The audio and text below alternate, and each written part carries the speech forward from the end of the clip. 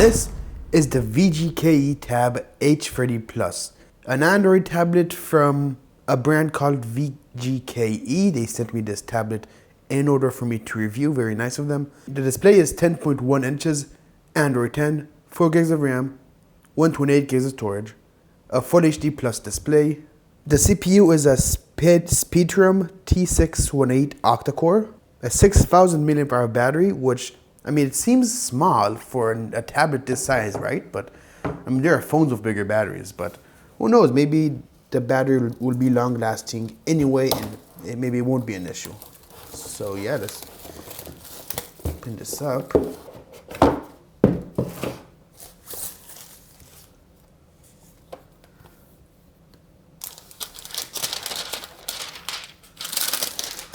So first impressions, it does feel plasticky, but not too bad. In the box, okay, I guess alright,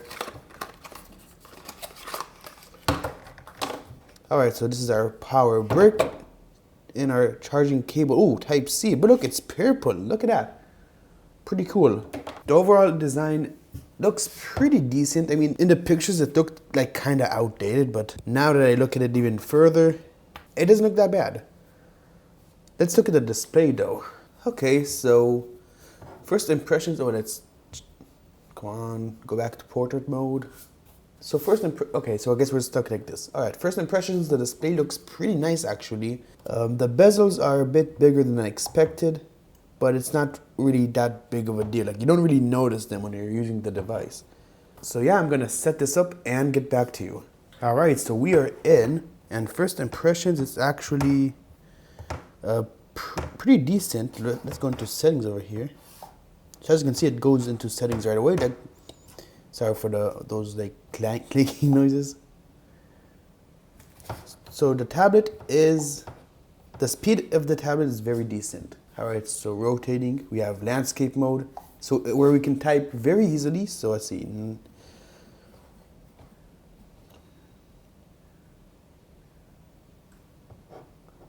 Smart saving mode. Oh, okay, we're just gonna leave it like that, I guess. All right, so we do have face unlock. I don't know if to set up in landscape or portrait, but okay, hold on. The lighting is not so good for some reason.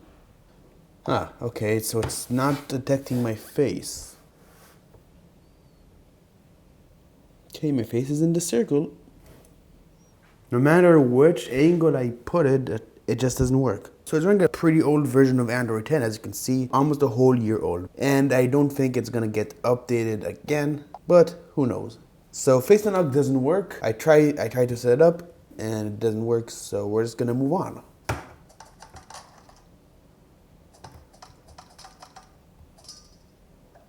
All right, so far no lag, no stutter. Let's turn off ads now.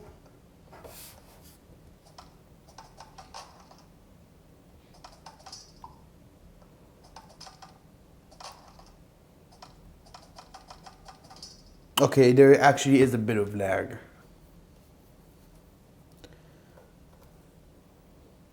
Okay, actually, so yeah, I was stuttering at first, but now WindRider is actually running pretty good. Alright, so for the most part, no lag, no stutter, the game runs just fine. I want to say 60 FPS, but it feels more like 55. Okay, graphics high, HD, okay. These are our highest graphics, alright. And the game itself looks good, the graphics look nice, no lag, no stutter. I think there was like a tiny bit of frame drops if I'm not mistaken. Gonna do a Geekbench test later. So yeah, this phone is overall pretty good for gaming, even though if it wasn't perfect. And PUBG, it actually runs very good actually. Alright, so this is the score we got. I'm not really a Geekbench expert, and the tablet was kind of warm when I started the test. Didn't have enough time to put it in the freezer. But yeah, this is our result.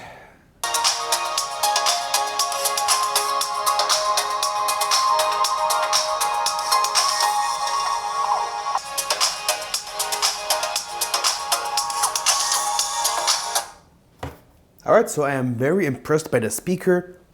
The quality is decent and the bass is really good. Only in some parts it feels kind of tinny, but other than that, the speaker is very, very good.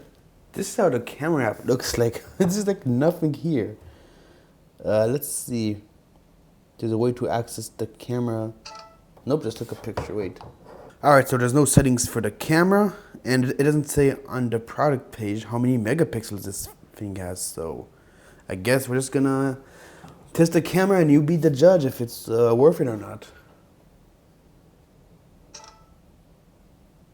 Oh, okay, I figured it out. You swipe from the left and you can switch from camera to video and also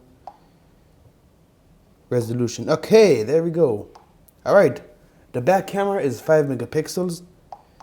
Front camera is 1.9 megapixels. Rear video is 720p. Front video is also 720p. Pretty low numbers for the price in my opinion, but yeah. Let's go outside.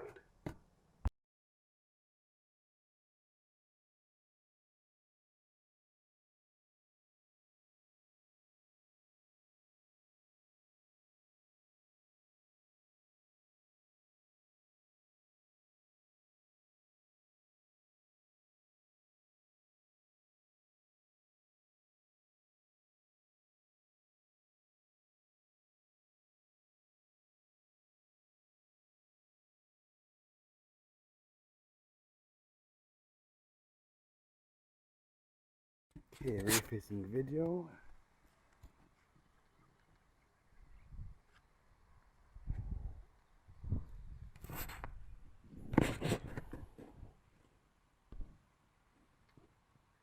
So when you tap on the screen, instead of focusing, it just takes a screenshot. Hey, front-facing video.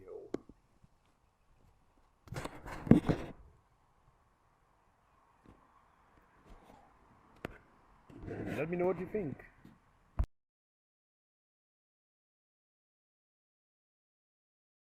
So yeah, that is pretty much it. So should you get this tablet?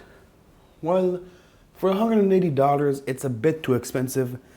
The battery is too small. Like, the battery has dropped quite a bit since I started the review.